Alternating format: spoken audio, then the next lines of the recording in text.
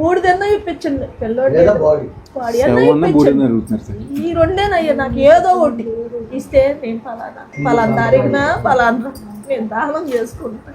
అంతకన్నా నాకేం వద్దయ్యా, నేను ఆల్రెడీ కష్టాలు పడి బతికానయ్యా.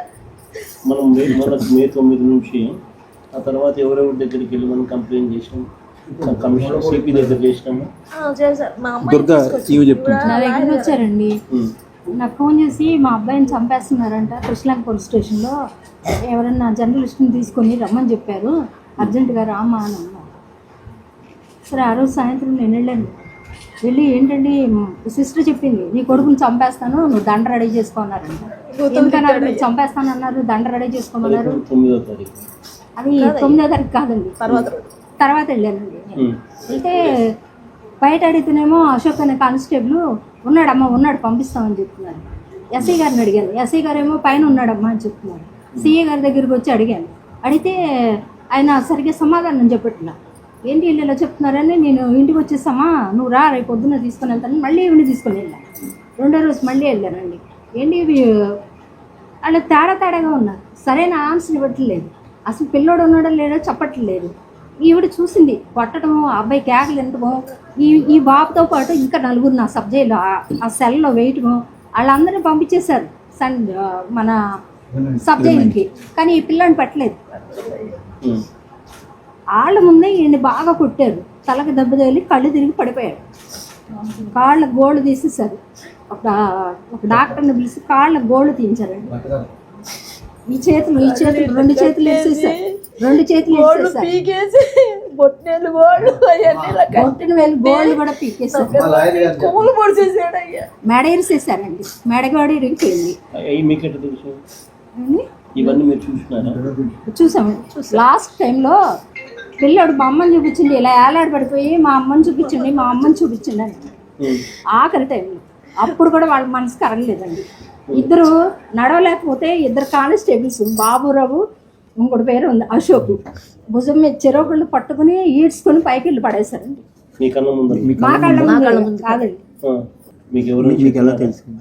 మా లాయర్ గారు చెప్పారు. ఇంకో లాయర్ గారు చూసి వచ్చి చెప్పారండి, వీళ్ళ బాబుతో పాటు అదే సెల్లో ఉన్న వాళ్ళు చెప్పారు. చెప్తే నేను మళ్ళీ 4 అడ్వకేట్స్ తీసుకొని వెళ్ళాను. మాకు మాత్రం చూపించట్లా, వీళ్ళకి అమ్మకు తెలుసు. చూస్తుంది దాసేస్తున్నారు పైనుంచి కేకలు వినపడుతున్నాయి, నాకు కొట్టే కొట్టుడు వినపడుతుంటే కిందకు వచ్చి ఇదండి మా అబ్బాయి ఉన్నాడు, మా అబ్బాయి రా కేక, నేను వెళ్ళిపోతాను, మా అబ్బాయిని చూపించండి మా అబ్బాయిని చూపించండి అంటే, ఒకసారి చూపించండి అయ్యా, పోనన్నా చేయించండి అయ్యా, ఆడు చూడందే ఉండలేడయ్యా, నా బిడ్డను అంత అన్యాయం చేశాడయ్యా, నాకు చెప్పాడయ్యా, 2 సార్లు చెప్పాడయ్యా.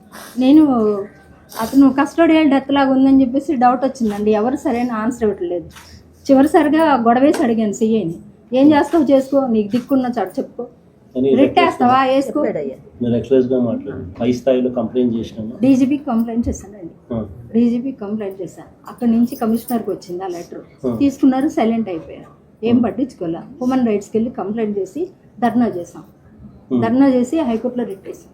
సిపి దగ్గరికి ఎప్పుడైతే ఈ కంప్లైంట్ వచ్చిందో వాళ్ళ స్టేషన్ నుంచి మా దగ్గరికి వచ్చి జరిగింది ఏదో జరిగిపోయింది, సైలెంట్ అయిపోండి, మీకు అంత ఇస్తాం ఎంత ఇస్తాం అని అంటున్నారు. కానీ అసలు బాబుని చూపించట్టు ఏం జరిగింది ఏంటి, ముందు అసలు పిల్లోని చూపించండి ఉన్నాడా లేడా అని అంటే జరిగింది ఏదో జరిగింది, కవరప్ చేయడానికి అసలు విషయం కరెక్ట్గా చెప్పట్లా.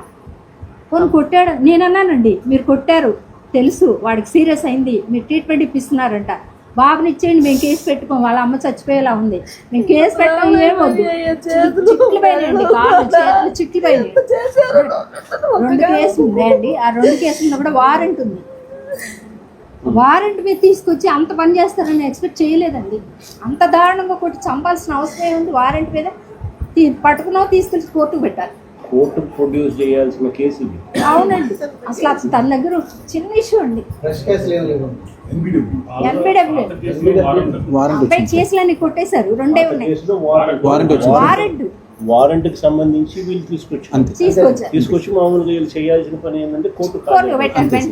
అట్లాంటిది కోర్టుకు పెట్టకుండా 4 రోజులు హింసించి 15 మంది కొట్టారు. 4 రోజులు హింసించి కాళ్ళు చేతులు అన్నీ ఇరిసేసి దారుణంగా కొట్టారండి. రక్తం కారిపోయింది, ఆ సెల్లో రక్తం కారిపోయింది. గోల్డ్ పీకారు.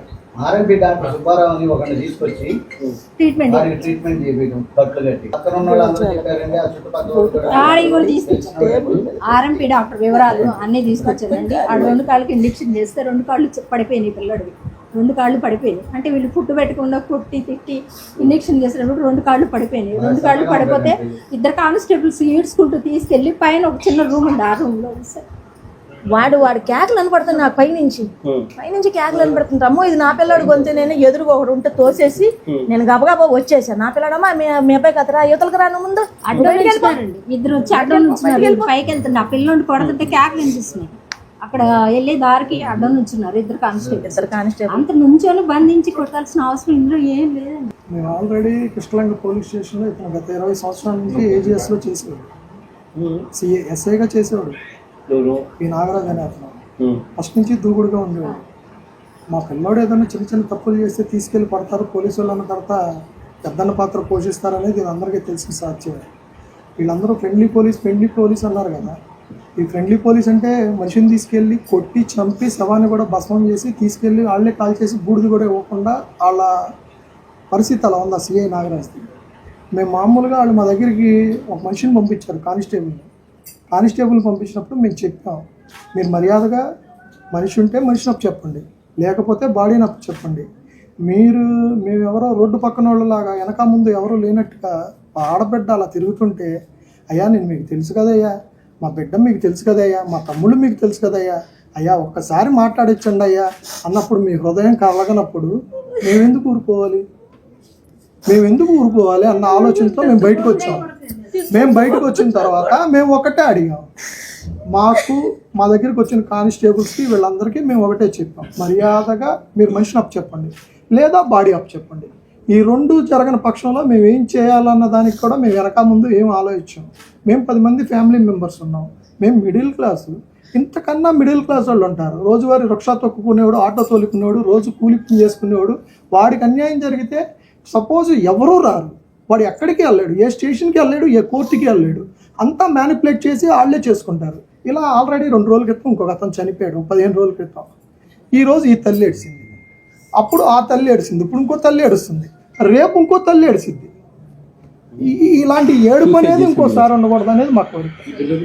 చనిపోయాడు అతను పేరు చెప్పి చనిపోయాడు. ఎంఆర్పిఎస్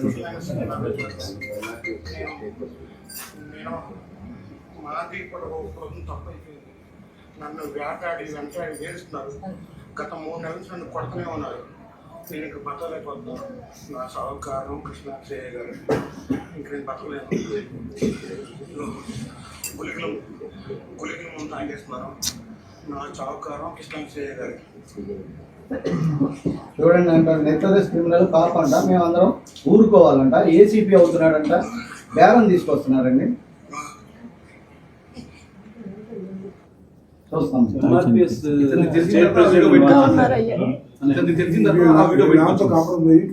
మేము బయటకు వచ్చిన తర్వాత మాతో పాటు వాళ్ళందరూ కూడా వచ్చారు. దేశంలో రొటీన్ గా ఇది ఒక పద్ధతి ప్రకారం జరిపిస్తాను. ఇతను అసలు మామూలు ఇది జరిగి ఇది మే 9 ఇది 1 month పీరియడ్ లో అంటే అదే నెలలో సిస్టమాటిక్లీ ఇద్దరు ఒకటే పోలీస్ స్టేషన్ పరిధిలో ఇద్దరు జరిగినవి అని అంటే దాని అర్థం ఈ సిఐకి వెనకాల సపోర్ట్ పై లెవెల్ నుంచి కూడా సపోర్ట్ పై నుంచి కింద దాకా ఉంది కాబట్టి ఎటువంటి యాక్షన్ తీసుకోవడం లేదు కదా. ప్రతి స్టేషన్ లో ఇటువంటి పరిస్థితి లాండ్ మొత్తం కూడా అక్కడ అది తప్పింది మొత్తం కూడా ఈ విధమైన పరిస్థితి. మా దగ్గరికి వాసు అని ఒక అతను వచ్చాడు, జనసేన అతను.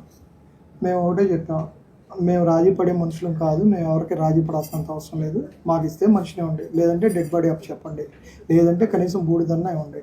అంతేగాని మీరు మా గుమ్మంలోకి వచ్చి మాతో రాజీ మాట్లాడారంటే మాలాంటి వాళ్ళ పరిస్థితుల్లో రేపు ఇంకోళ్ళ పరిస్థితి ఇంతకన్నా దారుణంగా ఉంటుంది. ఈ విషయాన్ని ఖండించాలని నేను మా అన్నయ్యకి చెప్పాను. ఏం చెప్పానంటే, ఇది బయటకు వచ్చే వ్యవహారంలో లేదు, నేను ఒకరోజు మార్నింగ్ మన అన్నకు ఫోటోలు పెట్టా, రాంబాబు గారికి పెట్టా, ఇలా ఉంది సిచ్యువేషను, కొద్దిగా మీరు యాక్టివ్ అవ్వండి అని చెప్పగానే అన్న నాకు ఫోన్ చేశాడు. ఫోన్ చేసినప్పుడు ఇలా జరిగింది అని చెప్పి ఇంతమంది యాక్టివ్ అయితే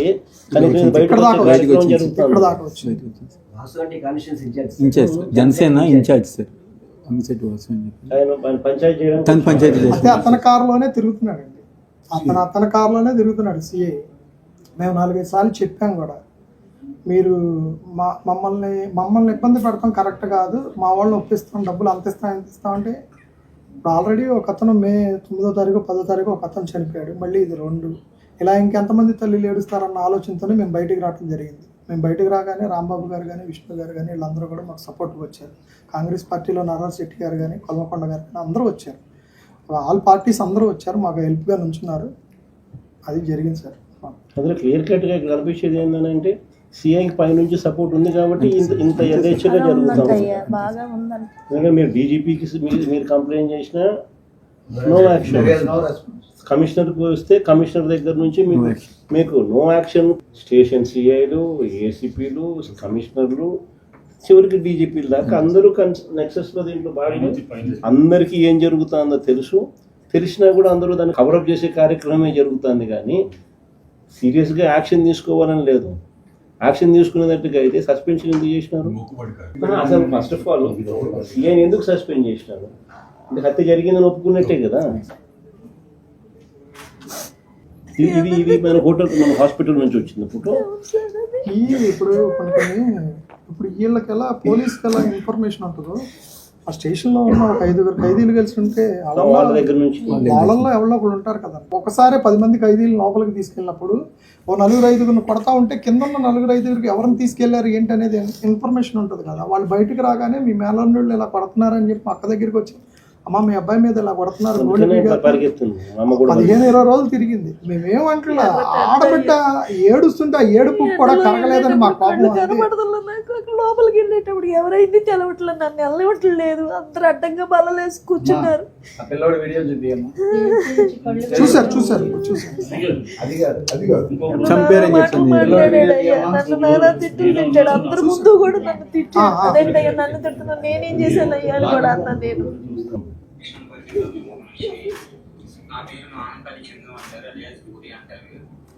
ఆ రోజు వ్యవసాయ అనే వ్యక్తిని తీసుకొచ్చినప్పుడు అదే రోజు నేను స్టేషన్లో ఉన్నాను. అదే వాళ్ళు ఏం చేశారో ఏంటో మొత్తం నాకైతే తెలుసు. అలా అని చెప్పి ఒక తల్లికి జరిగిన కష్టం ఇంకో తల్లికి జరగకూడదని చెప్పి అయితే నేను చెప్తున్నాను. కొద్దిగా అర్థం చేసుకోండి. ఈ వీడియో చేస్తానికి కూడా నాకు భయం వేస్తుంది కానీ చెప్తున్నాను. అక్కడ తీసుకొచ్చి నన్ను లాకప్లో ఉన్నప్పుడు ప్రెమిస్లో పెట్టారు, అది నేను చూశాను.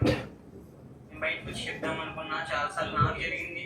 నేను ఆల్రెడీ జోన్లై కోర్టు దగ్గరికి వెళ్ళి ఎట్లా చేస్తున్నారు అని చెప్తే లాయర్లు కూడా కొంతమంది తెలిసిన లాయర్లు కూడా పోలీసు వాళ్ళకి సపోర్ట్ చేశారు. ఆ రోజు సపోర్ట్ చేయడం వల్ల మేము ఎవరికి ఏం చెప్పుకోలేకపోయాము.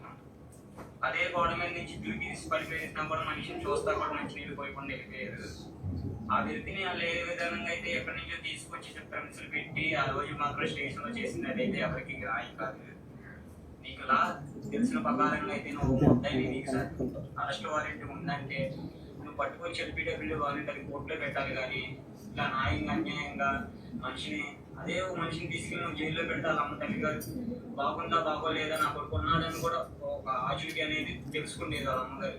నువ్వు అలా అని చెప్పి జైల్లో పెట్టకుండా ఇంకా ఏం చేయకుండా ఇలా స్టేషన్లో అన్ని రోజుల నుంచి మనిషి ప్రెమిస్లు పెట్టి వాళ్ళకి ఇంటి వాళ్ళకి ఏమి చెప్పకుండా నీ మనిషిని చంపేశానంటే అది న్యాయం కాదు. చూసే జనాలకు కూడా నీకు ఎవరికైతే అప్పుడు భయపడుతుంది సార్, అక్కడ మీద కూడా మళ్ళీ అటెంప్ట్ చేస్తారని చెప్పి భయపడుతున్నారు. మేము కూడా భయం లేదు కాబట్టి మేము బయటకు వచ్చి గట్టిగా అడిగాం కాబట్టి ఈ విషయంలో బయటకు వచ్చింది.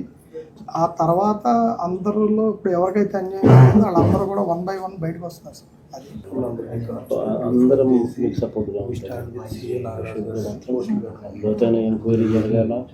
సస్పెన్షన్ వీళ్ళకే కాదు, అసలు ఇట్లాంటి వ్యవస్థ మారాలంటే వీళ్ళని కంట్రోల్ చేసే మొత్తం పైదాకా ఉన్న వ్యవస్థలు అందరిలో ఉన్న వాళ్ళందరూ కూడా దీనికి బాధ్యత వహించి టోటల్ రివ్యాంప్ అనేది జరిగి భయం అనేది ఒకటి క్రియేట్ అయితేనే ఇటువంటివి ఆగుతాయి అనేది నేను కూడా సంపూర్ణంగా కూడా నమ్ముతున్నాను.